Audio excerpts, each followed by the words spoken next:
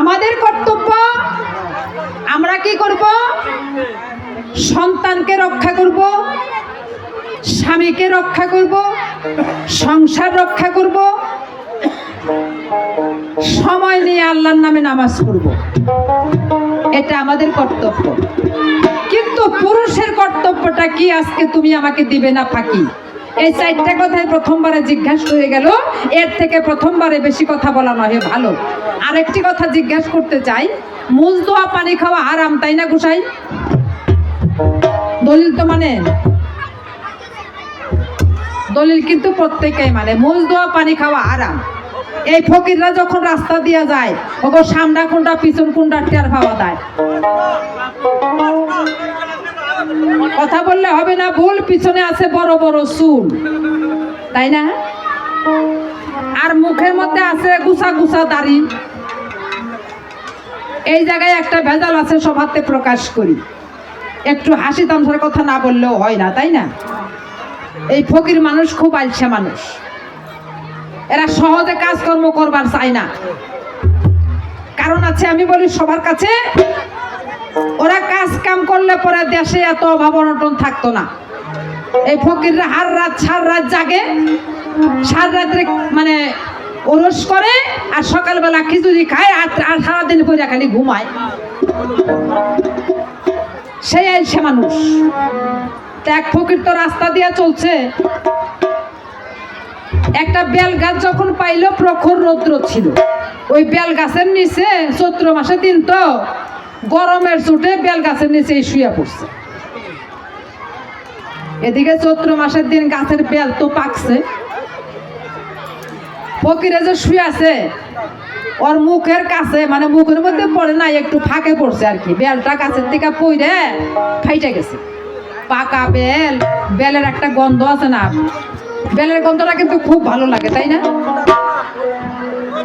তো ওই বেল উঠা যে ভালো করে খাবো তা খাই নাই, কে হাত দিয়ে ধইরা নিয়ে মশালা ফকির বেটা তো ঠিক মতো খাইছে। বেলের কিন্তু একটা তেল আছে, ওটা খুব আঠা জাতীয় জিনিস। শালার বেটায় খাইয়া নিয়ে ওটার মুখ আর ধয় নাই কে। এদিকে উমরা সুমরা দাড়ি, মুখটা তো মানে মোটামুটি লাগছে বেল। তা কিছুক্ষণ পরে কাছের তেলের থেকে উঠে রাস্তা দিয়ে রওনা হইল। মনে মনে ভাবলো যে পাশের একটা বাড়ির থেকে এক গ্লাস পানি তো খাইয়ে আসি। তাহলে বেড়ার কাছে গিয়া মা কয়ে ডাক দিয়া কয়, ও মা। ওগো তো মা ডাক মুখস্থ। ওরা পারলে বউরেও মা কয়। কি বলবো সভায়, কয় মা গো এক গ্লাস পানি দেও।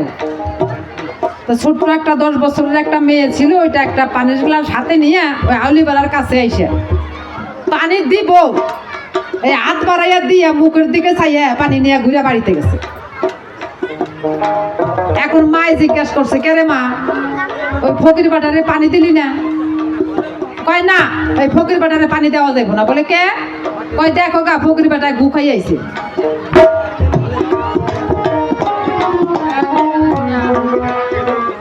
ইসলামে সবসময় পরিষ্কার পরিচ্ছন্নতা চাই, তাই না?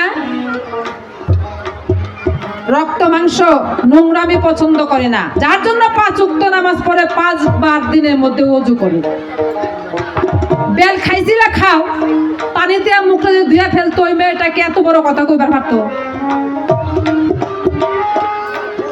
কাজেই তোমার কাছে বলতে চাই, আজকে নোংরামি চলবো না ফকির ভাই। আজকে তোমারে মসজিদে ঘরে নিব, 5 ওয়াক্ত নামাজি বানাবো, তারপরে ছাড়বো। তার আগে যদি সারা রাত তো শেষ হয়ে যায়, যদি আপনারা চইলাও যান, তাও আমরা গান গাইয়ে থাকি। তার 4টা কথা জিজ্ঞাসা করে যাই, আর বেশি কথা প্রথমবারে জিজ্ঞাসা করার কোনো দরকার নাই। প্রথমবারে মাত্র দ্বারার সূচনা, তাই না? মাত্র আরম্ভ।